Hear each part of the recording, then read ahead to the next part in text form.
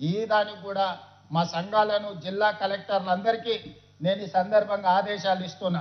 ప్రతి మండలంలో 2 నుంచి 4 వరకు ఇట్లాంటి ప్రాంతాలను ఎతికి భూసేకరణతో పాటు ప్రతిపాదనలు, అదేవిధంగా అక్కడ లాజిస్టిక్స్ అంటే గోడౌన్స్ కట్టడానికి, మిల్లులు పెట్టుకోవడానికి ఏ విధమైన ప్రాజెక్ట్ రిపోర్ట్స్ అవసరమో సంఘాలతో కూర్చొని కన్సల్టెంట్స్ పెట్టి ప్రతిపాదనని ప్రభుత్వానికి పంపించండి.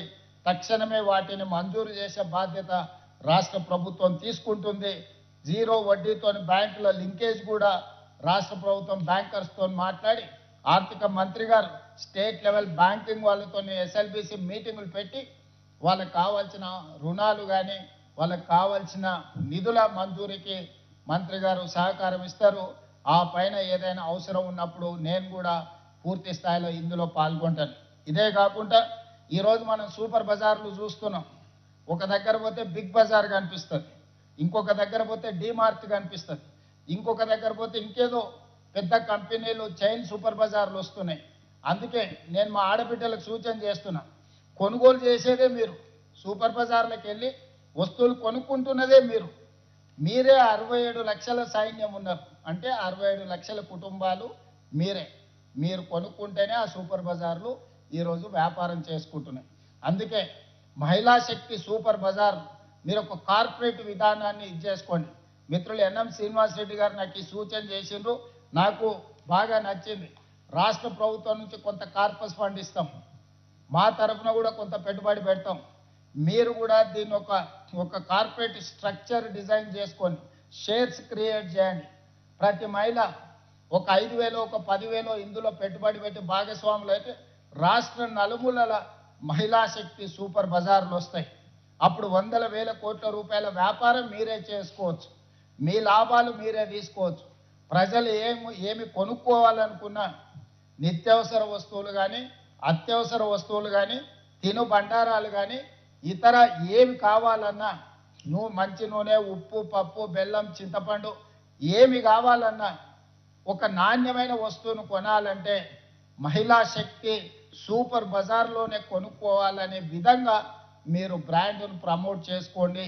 మీకు పట్టణాలలో అవసరమైన ల్యాండ్ను ప్రభుత్వాలు ఎక్కడున్నా నామినల్ రెంట్ మీద మీకు మంజూరు చేపించే బాధ్యత నాది.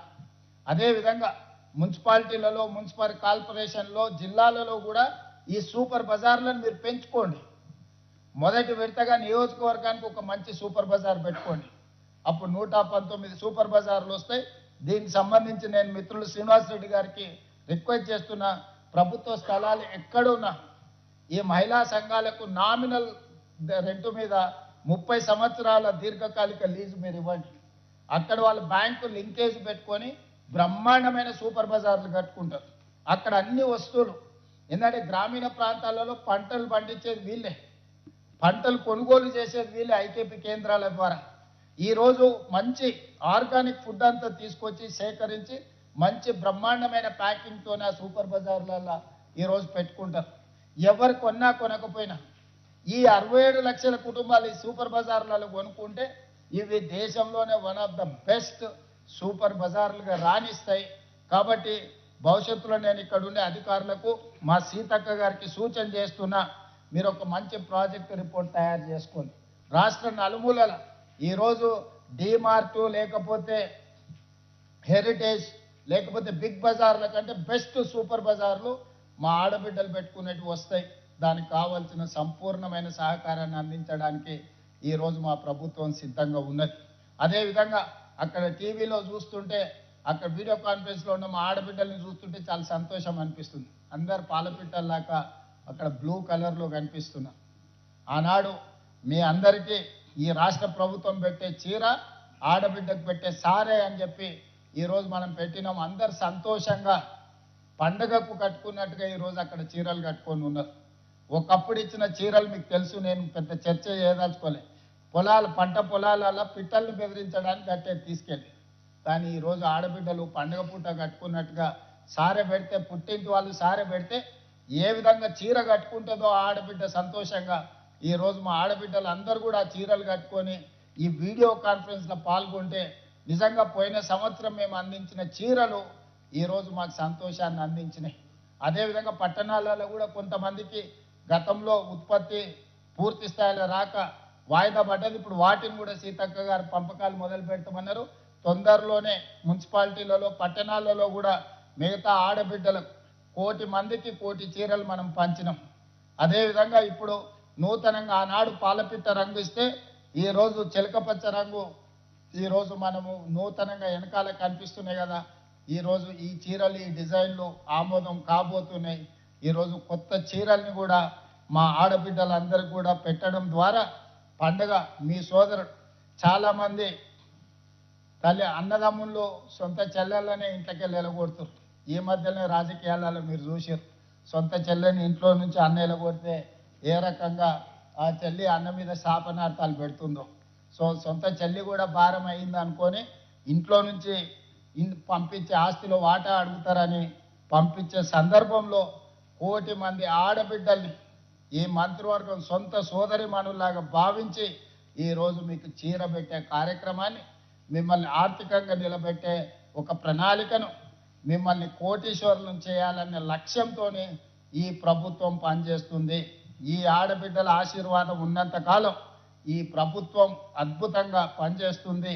ఈ ప్రభుత్వం తిరిగి అధికారంలోకి తీసుకొచ్చే శక్తి ఈ మహిళా శక్తి చేతుల్లోనే ఉంది. అందుకే 1,00,00,000 మంది బిడ్డలని 2034 లోపల కోటీశ్వరులను చేసే బాధ్యత మా మంత్రివర్గం తీసుకుంటుంది. ఆ దిశగా పనిచేస్తున్న కష్టపడుతున్న మా అధికారులను అభినందిస్తూ ఈ కార్యక్రమంలో పాల్గొన్న మా ఆడపడుచులందరికీ మళ్ళొకసారి శుభాకాంక్షలు తెలియజేస్తూ ఇంత మంచి కార్యక్రమాన్ని ఏర్పాటు చేసిన సంబంధిత శాఖ మంత్రివర్యులు సీతక్క గారిని కూడా అభినందిస్తూ మీ అందరి దగ్గర సెలవు తీసుకుంటున్న. ధన్యవాదాలు ఆడబిడ్డలారా.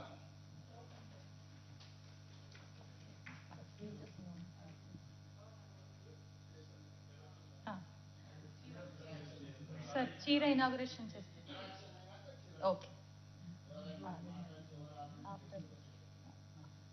ఇంటరాక్షన్స్ ఎవరిని తీసుకుంటుందో కొంత తీసుకుంటూ వాళ్ళతో మాట్లాడతాం. సార్ ఫస్ట్ 900 భవనాలని కడుతున్న నల్గొండ జిల్లా, అక్కడ ఉన్న జిల్లా సమాఖ్య ప్రెసిడెంట్ని ఏ మాధవి గారు, నీలగిరి జిల్లా మహిళా సమాఖ్య నల్గొండ, వారిని మాట్లాడవలసిగా కోరుతున్నాను.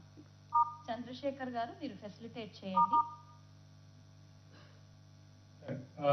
Good evening sir. గౌరవనీయులైన ముఖ్యమంత్రి గారికి సార్, గౌరవనీయ డిప్యూటీ చీఫ్ మినిస్టర్ గారికి సార్, గౌరవనీయ పిఆర్ మినిస్టర్ మేడం గారికి,